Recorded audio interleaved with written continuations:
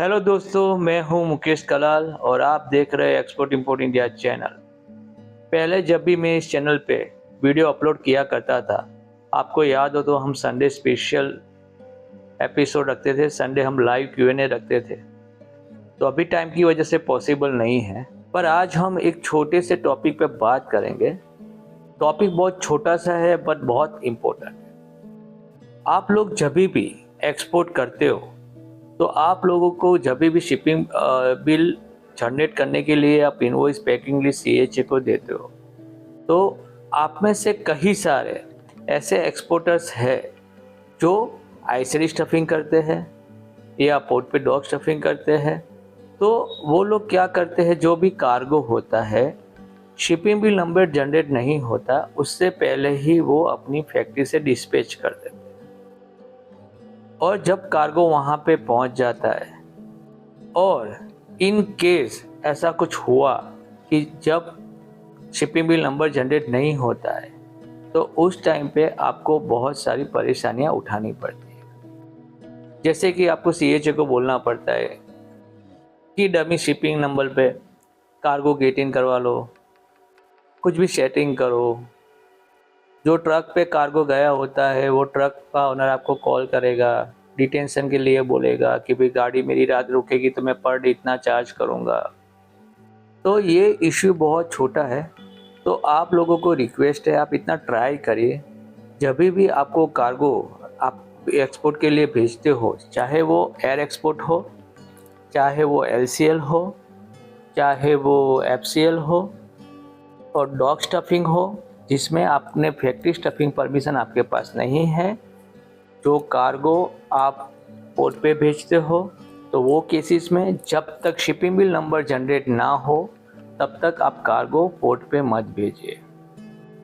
आप सोचिए, अगर आपका फैक्ट्री या पोर्ट से बहुत दूर है, आपने पूरा कार्गो भेज दिया, लूज कार्गो भेज दिया, आपका ट्रांसपोर्टेशन की कॉस्ट बहुत ज़्यादा है और इन केस ऐसा कुछ भी हुआ कि कुछ भी टेक्निकल सिचुएशन की वजह से शिपिंग बिल नंबर जनरेट नहीं हुआ या शिपिंग बिल नंबर जनरेट हुआ, असेसमेंट में गया, कुछ डॉक्यूमेंट मांगा जो डॉक्यूमेंट आपके पास नहीं है, तो उस केस में आपको बहुत सारी परेशानी होती है।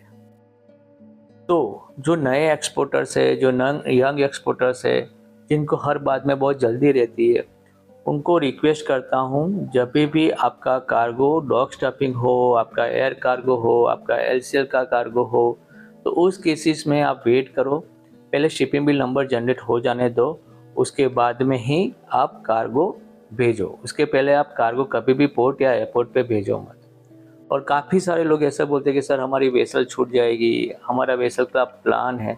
तो आप पहले प्लीज़ अपना डॉक्यूमेंट्स कंप्लीट कीजिए, उस हिसाब से शिपिंग बिल नंबर जनरेट किए, उसके बाद आप वेसल का प्लान बनाइए। नहीं तो आपने जो वेसल प्लान शेड्यूल किया है उसके अनुरूप आप उस तरीके से पहले प्लान करो वेसल कि जिसमें आपका इजीली कार्गो डिस्पैच हो जाए, आपका शिपिंग बिल नंबर भी जनरेट हो जाए और आपको कुछ दिक्कत ना हो। ठीक है, तो ये बहुत छोटा सा टॉपिक था पर बहुत इम्पोर्टेंट है। मुझे पता है अभी भी फ़िलहाल ट्रेड में ऐसे नहीं, जो नए एक्सपोर्टर्स, जो पुराने एक्सपोर्टर्स है वो भी कार्गो डिस्पैच कर देते हैं। उनके खुद के CHA को भी नहीं पता होता है कि वो कल कार्गो आ रहा है। सपोज़ कि आज संडे, कल मंडे मॉर्निंग है, वो कार्गो वहाँ पे भेजेगा तो मंडे मॉर्निंग में एक साइड वो डॉक्यूमेंट देगा CHA को भी मेरा कार्गो आज आ रहा है। अब आप सोचिए, कल कुछ भी अगर टेक्निकल एरर आई तो उसका कार्गो बाहर खड़ा रहेगा या फिर दूसरे एडजस्टमेंट करने पर वो जो भी सिचुएशन है वो इसमें परेशानी होती है। और काफ़ी सारे केसेस में अगर कुछ ऐसे केसेस है जो कोई नए एक्सपोर्टर्स है और कुछ ऐसी कमोडिटी भेज रहे हैं जिसके सर्टिफिकेट्स उनके पास नहीं है, कुछ भी ऐसे स्पेशल सर्टिफिकेट होते कुछ कमोडिटी वो नहीं होते, तो उस केसेस में तो वो फंस ही जाएंगे क्योंकि कार्गो वहाँ पे पहुँच गया है और उन्होंने गेट इन करवा लिया है, अभी शिपिंग बिल नंबर गिर गया, असेसमेंट में अभी वो फंस गए हैं, तो वो कार्गो उनको वापस बैक टू टाउन करना पड़ेगा। तो आप वेट करो, शिपिंग बिल नंबर हो जाने दो, गिर जाने दो और आपकी फाइल असेसमेंट में जाती है तो पहले डॉक्यूमेंट असेसमेंट हो जाने दो, उसके बाद ही आप कार्गो वहाँ पे पोर्ट पे भेजो। तो आपको बहुत ही अच्छा रहेगा और आपका क्लियरेंस बहुत ही अच्छे तरीके से हो जाएगा।